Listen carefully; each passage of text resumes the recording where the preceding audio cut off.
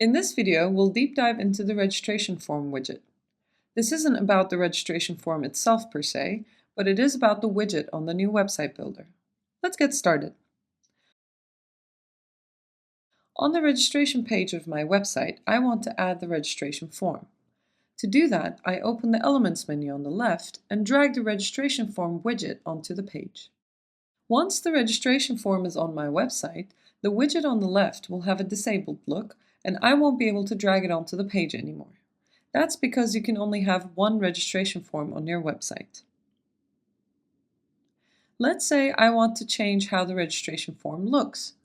I can't do a lot of customization on the widget, but if I click on the settings wheel, I can change the text and background color of the widget. Let's say I want the background to be pale yellow and the text to be dark purple.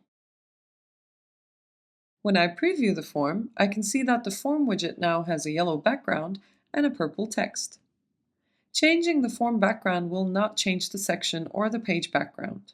If I want the whole part to be yellow, then I should change the section background instead of the registration form.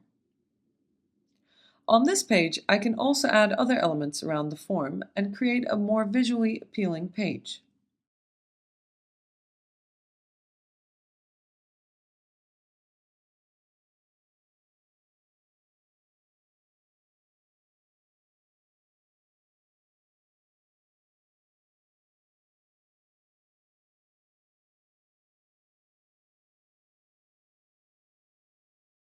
To delete the registration form, I click on the trash can icon.